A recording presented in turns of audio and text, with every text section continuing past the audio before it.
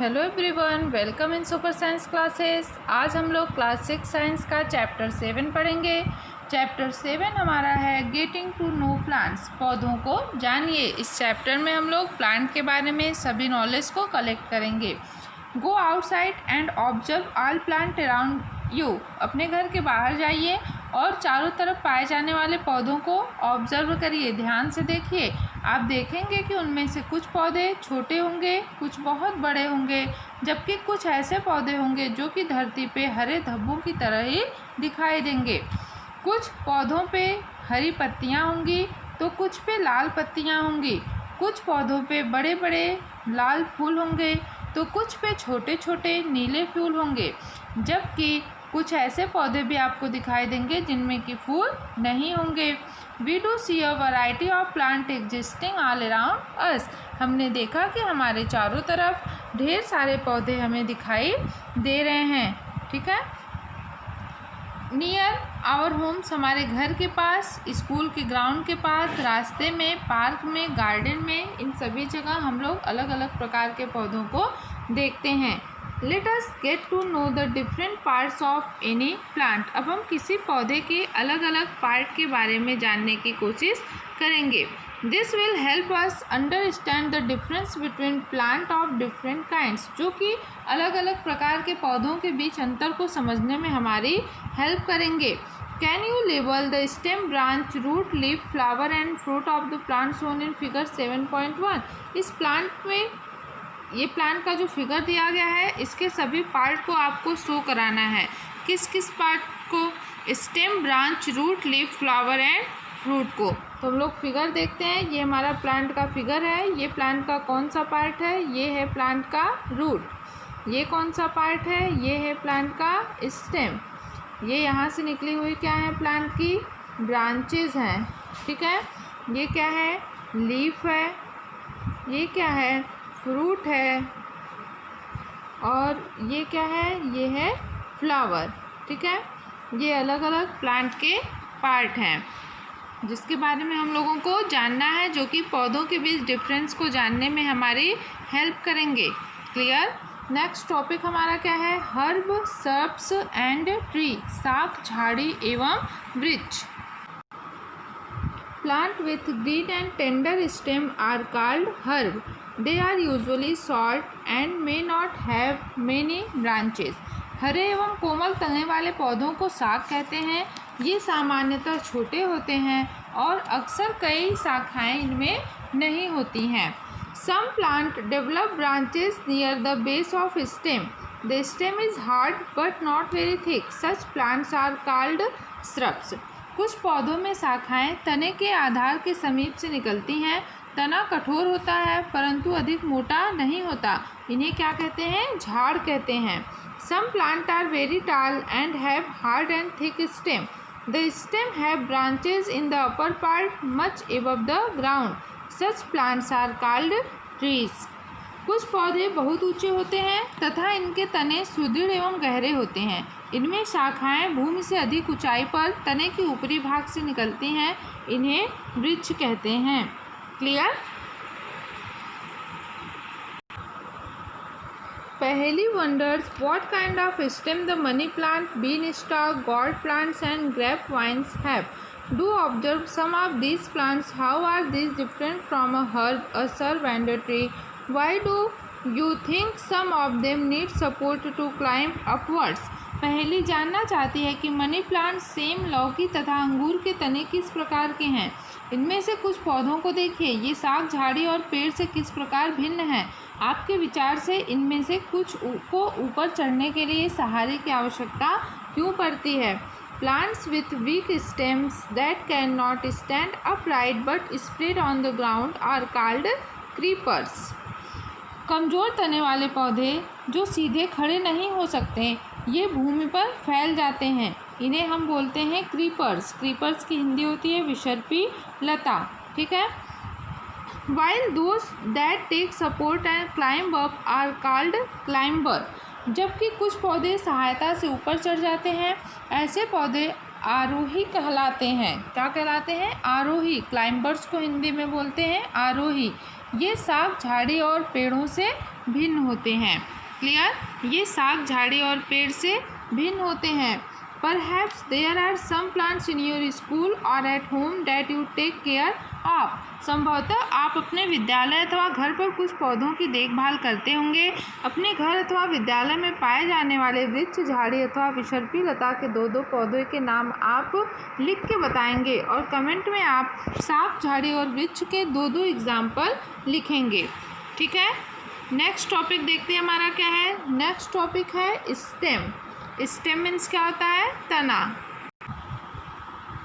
Observe closely the stem of different plants around you. Note down different structure plant borne by the stem.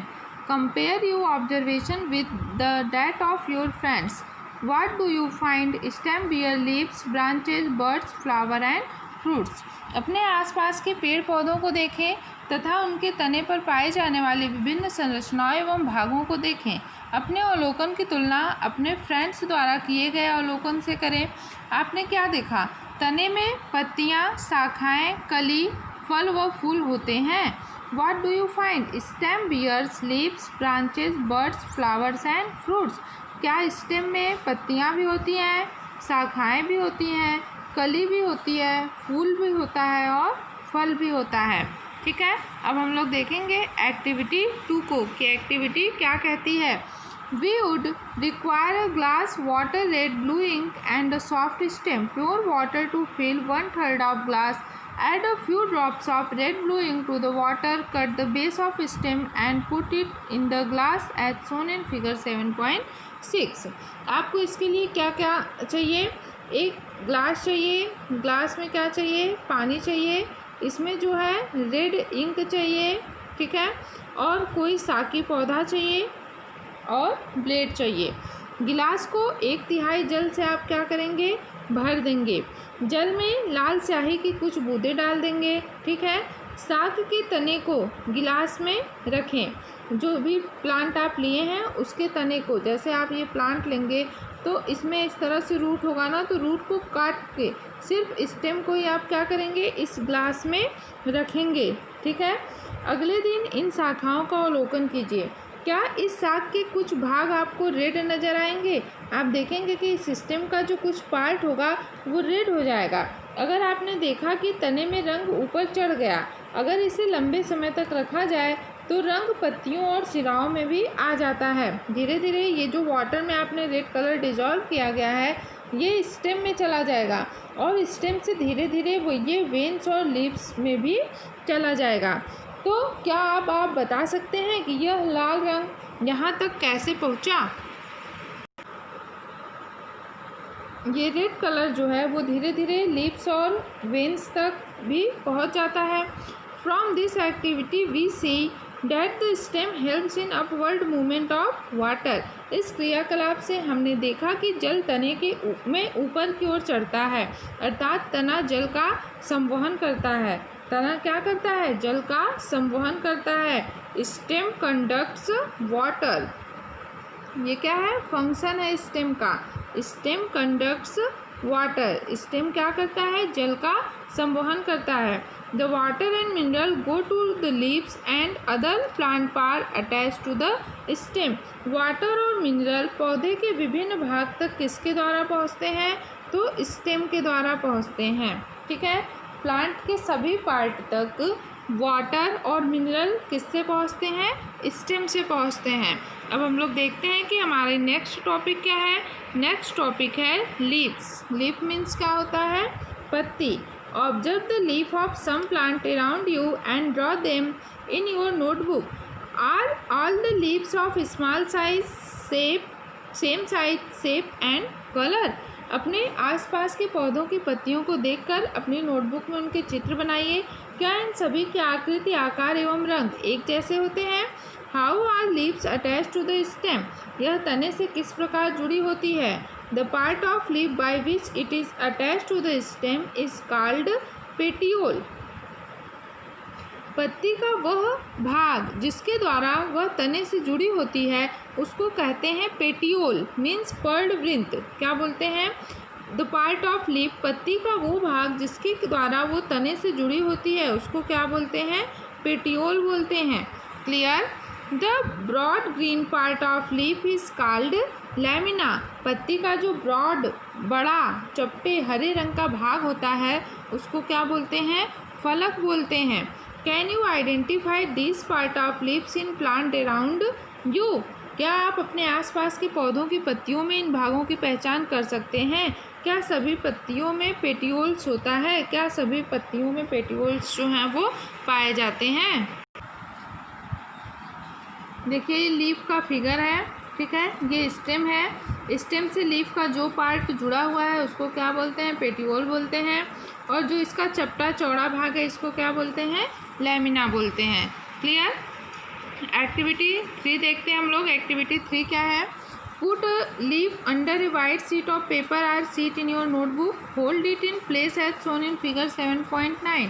Hold your pencil upsides and rub it on the portion of the paper having the leaf below it. Did you get an impression with some lines in it? Are they similar to those on the leaf? एक पत्ती को एक सफ़ेद कागज़ अथवा अपनी copy के पन्ने के नीचे रखिए। इसे चित्र 7.9 में दर्शाए गए तरीके से एक ही स्थान पर दबाकर पकड़ कर रखें। अपनी पेंसिल को तिरछा पकड़िए। इसकी नोक से कागज़ के उस भाग को जिसके नीचे पत्ती है धीरे धीरे रगड़िए। क्या आपको कुछ रेखाओं के साथ छाप दिखाई देती है? क्या यह छाप जो दिखाई देगी वो पत्ती की तरह ही होगी? These lines on the leaf are called veins.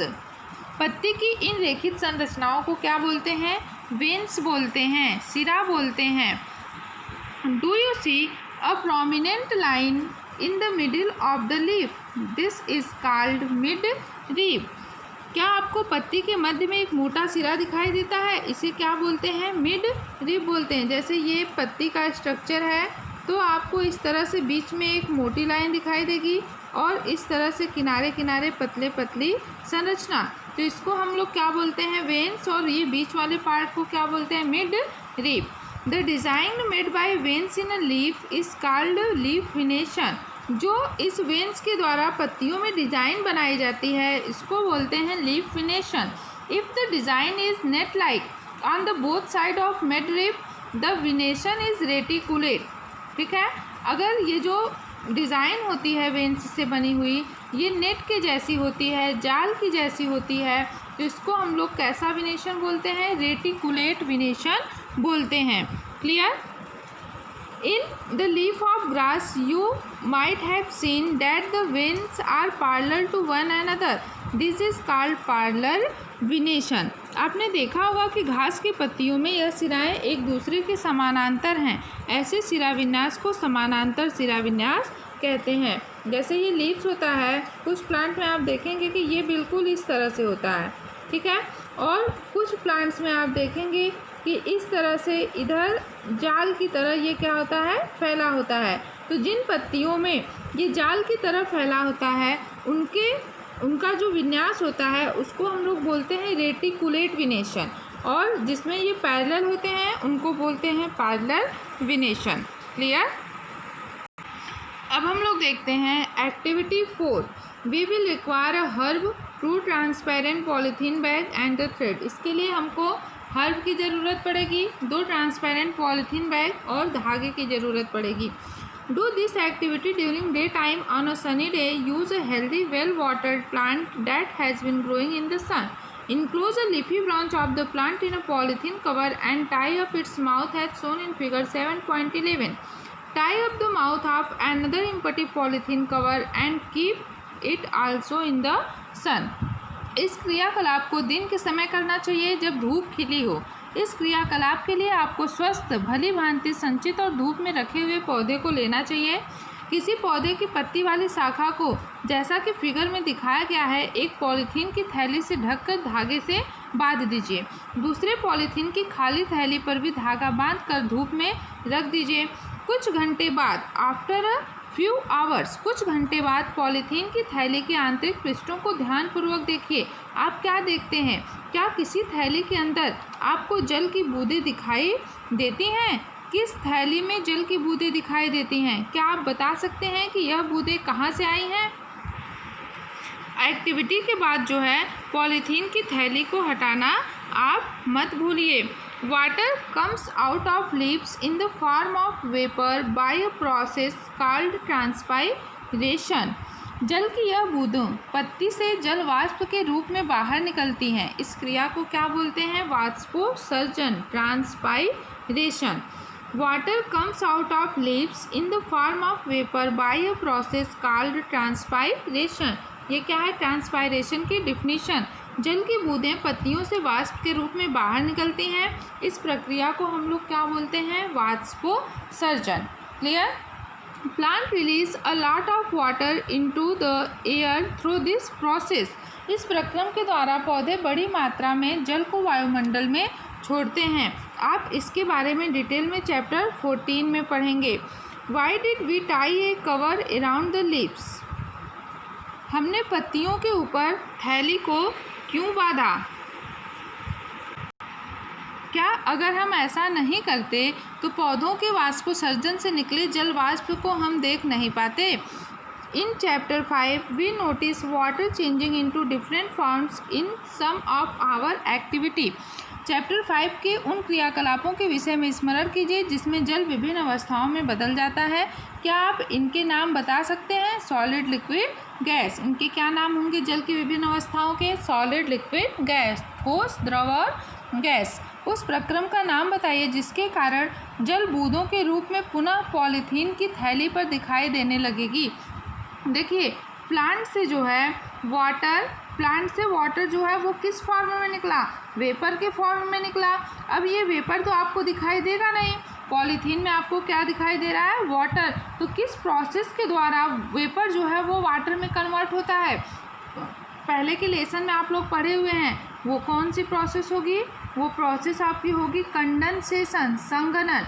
संघनन क्या होता है? जिसके द्वारा वेपर जो है वो लिक्विड फॉर्म में कन्वर्ट होता है। The process by which gas convert into liquid form is known as condensation. ठीक है? पत्तियों के और भी कार्य हैं, अब हम लोग उनके बारे में पढ़ेंगे।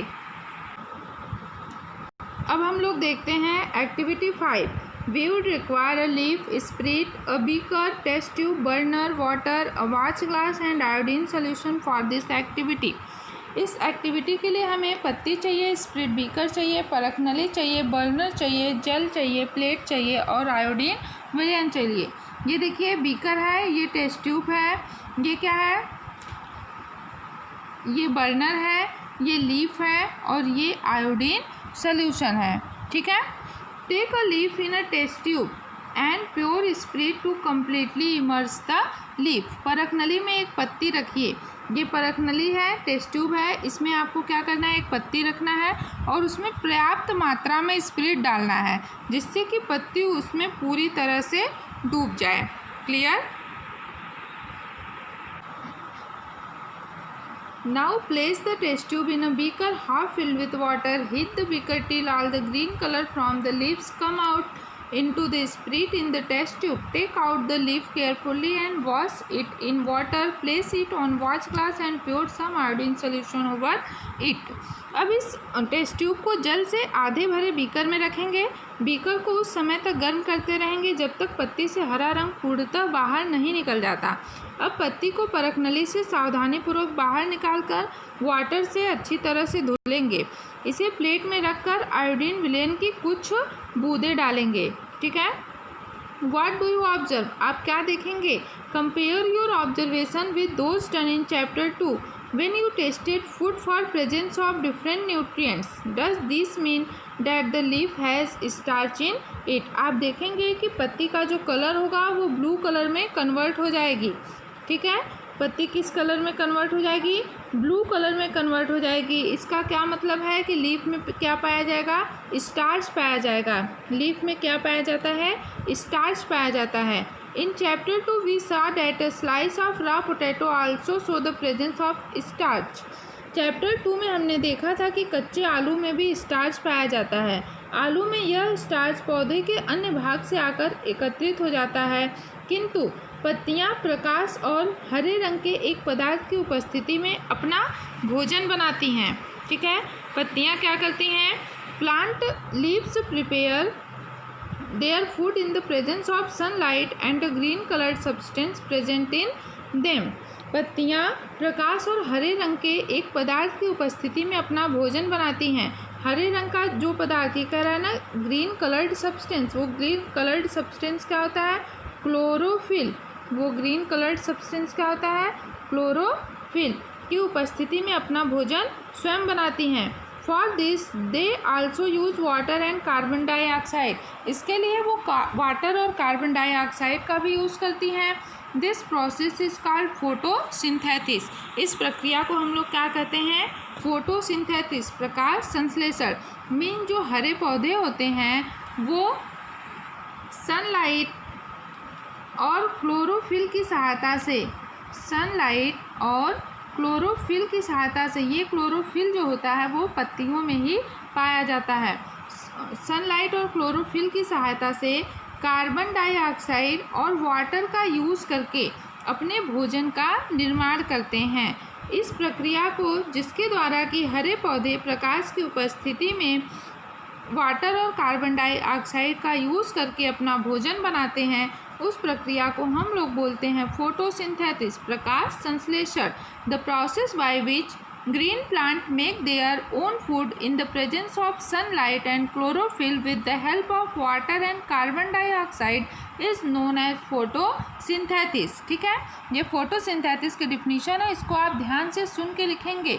The process by which green plant make their own food in the presence of sunlight and chlorophyll by the help of water and carbon dioxide is known as photosynthesis। Clear? In this process oxygen is also release. इसी प्रक्रिया के दौरान पेड़ पौधे क्या करते हैं? Oxygen release करते हैं, ऑक्सीजन उत्पन्न करते हैं। Oxygen is given out in this process. The food prepared by leaves ultimately gets stored different parts of plant. पौधे जो भोजन बनाते हैं प्रकाश संश्लेषण की प्रक्रिया के द्वारा, उनको विभिन्न भाग में स्टोर करते हैं, उनको विभिन्न भाग में एकत्रित करते हैं। जैसे आप लोग देखें ना, क्लास 6 में पढ़े कि हम प्लांट के अलग अलग पार्ट को खाते हैं, तो क्यों? क्योंकि अलग अलग प्लांट अलग अलग पार्ट में अपने फूड को स्टोर करते हैं। Clear? We have seen that the stem supply leaf with water। ठीक है, हमने क्या देखा? अब तक हमने जो क्रियाकलाप किया उनमें देखा कि तना पत्ती को जल पहुंचाता है। ठीक है, एक्टिविटी से हमें क्या पता चला कि ये स्टेम है, ये क्या करता है? लीव्स तक वाटर को पहुंचाता है।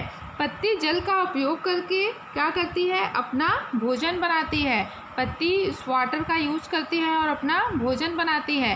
पत्तियों से जल की कुछ मात्रा बाहर निकल जाती है। किस प्रक्रिया के द्वारा बाहर निकलती है? ट्रांसपायरेशन के प्रोसेस के द्वारा बाहर निकलती है। तने और पत्ती को जल कैसे प्राप्त होता है? अब हम लोग हमने ये तो देखा ना कि स्टेम जो है वो लीव्स को वाटर कंडक्ट कर रहा है, लेकिन स्टेम को वाटर मिल कहाँ से रहा है? अब इसके बारे में हम लोगों को जानना है। तो हमारा अगला टॉपिक क्या है? रूट। रूट मीन्स क्या होता है? रूट मीन्स होता है जड़। अब हम लोग रूट के बारे में पढ़ेंगे। Look at figure 7.30. Who do you think is watering their plant correctly? पहली और भूजो वाई। फिगर 7.13 को ध्यान से देखिए। पहले और भूजो में कौन अपने पौधों को ठीक प्रकार से जल दे रहा है? चलिए आपको हम ले चलते हैं फिगर 7.3 की तरफ। ये है फिगर 7.3, जिसमें इधर पहली प्लांट को जल दे रही हैं और इधर भूजो। कौन सही तरीके से दे रहा है? तो पहली जो है वो सही तरीके से दे रही हैं। क्यों? इसके बारे में आप आगे समझेंगे। Which part of the plant in the soil? पौधे का कौन सा भाग मिट्टी में रहता है? तो कौन सा भाग रहता है? रूट रहता है। Let us learn more about this part from the following activity. इस पार्ट के बारे में हम लोग एक्टिविटी नंबर 6 से देखेंगे। You would requires 2 pots, some soil, खुरपी, blade or a pair of scissors and water. This activity is to be done in the groups of 4-5 students। इसके लिए क्या क्या चाहिए? 2 गमले, कुछ मिट्टी, खुरपी, ब्लेड एवं कैंची और जल। ये क्रियाकलाप 4 से 5 विद्यार्थियों के ग्रुप में करना है। Select 2 plants of the same kind from an open ground and dig them out with roots. Take care that their roots do not break. Plant one of them in pot A. Cut off the roots from the other plant and plant it in pot B. Water them regularly. Observe the plant after a week. Are both plant healthy? बगीचे से किसी खरपतवार के एक जैसे दो पौधे सावधानी से उखड़िए। ध्यान रहे कि उनकी जड़ों को कोई नुकसान न हो। खरपतवार से एक पौधों को एक गमले में मिट्टी डालकर लगा दीजिए, ठीक है, और उसको ए से नोट कर दीजिए। दूसरे पौधों की जड़ को काट दीजिए, ठीक है। आपको करना क्या है, आप इस तरह से दो पौधे लेंगे, ठीक है। इस तरह से आप क्या लेंगे, दो पौधे लेंगे। एक पौधे को इसी तरह से एक गमले में लगा देंगे। इसको आप बता देंगे कि ये कौन सा गमला है, ए है, ठीक है। दूसरे पौधे की जड़ को काट देंगे, ठीक है। जड़ को काटने के बाद ये स्टेम बच गया और ये लीफ बच गया, ठीक है। दूसरे पौधे के जड़ को काट के इसको दूसरे गमले में लगा देंगे। इसको नेम लिख देंगे इसका B.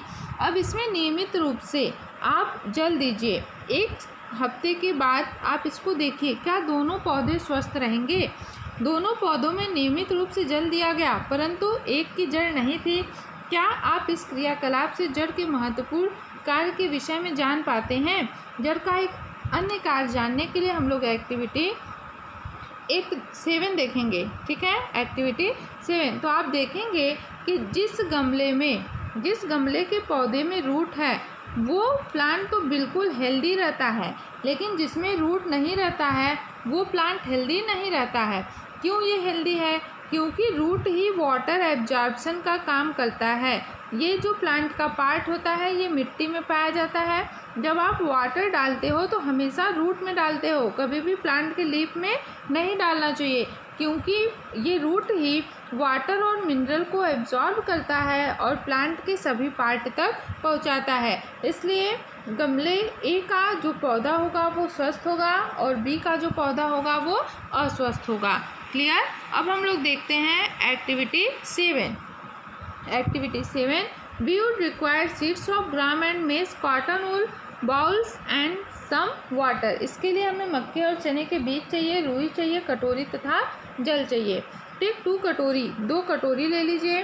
Place some wet cotton in them, उसमें थोड़ी गीली रुई रख लीजिए। Put 3 or 4 seeds of gram in one and maize in other. एक में चने के बीज रखिए, दूसरे में मक्के का बीज रखिए। Keep the cotton wet by sprinkling water every day until the sprouts have grown in young plants. After a week, try to separate the young plants from the cotton. जल डालकर रुई को हमेशा नम रखिए जब तक कि बीज अंकुरित होकर नवोद्भिद नहीं बन जाता। एक सप्ताह बाद उन्हें खींचकर रुई से बाहर निकालने का प्रयास करिए, ठीक है। देखिए क्या होता है। What is easy to separate the cotton from roots? Why? क्या उनको जो है कॉटन से सेपरेट करना, अलग करना आसान होता है क्या। नवोद्भिद जो प्लांट्स होते हैं उनको सरलता से रुई से बाहर खींचा जाता है। एक्टिविटी 6 में हमने देखा कि हम पौधों को भूमि में खींचकर आसानी से नहीं निकाल पाते, उन्हें मिट्टी से खोद कर निकालना पड़ता है। जड़ें पौधों को मिट्टी में मजबूती से जमाए रखती हैं। ऐसा क्यों होता है, क्योंकि this is because the root helps in holding the plant firmly to the soil, they anchor the plant to the soil. ऐसा इसलिए होता है क्योंकि जो जड़ें होती हैं वो पौधों को मिट्टी में मजबूती से जमाए रखती हैं। इन्हें मिट्टी में पौधों का स्थरक कहते हैं।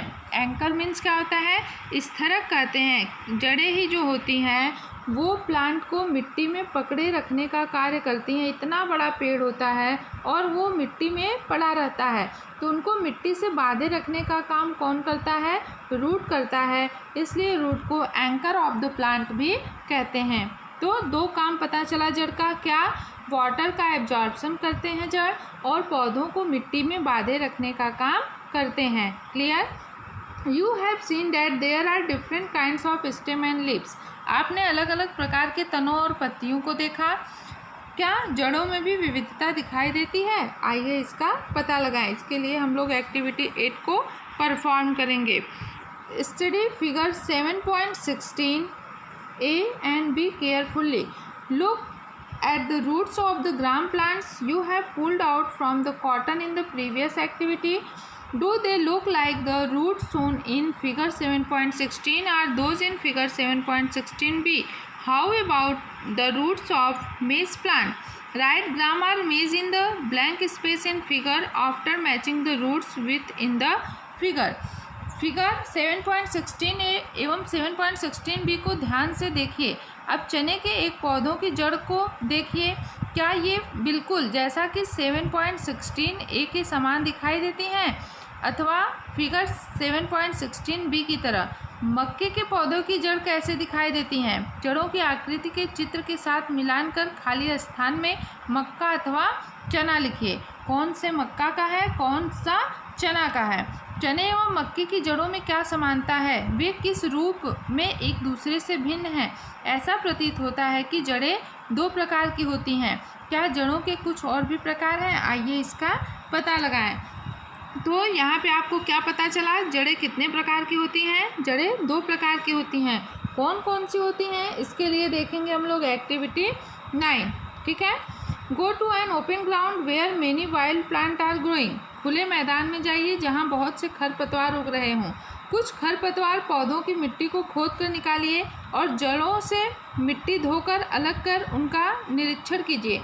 क्या आपने ध्यान दिया कि सभी खरपतवार पौधों की जड़ें या तो चित्र 7.16a की तरह हैं या तो b की तरह हैं? Clear? For roots of kinds shown in figure 7.17a, the main root is called tap root and the smaller root are called lateral roots.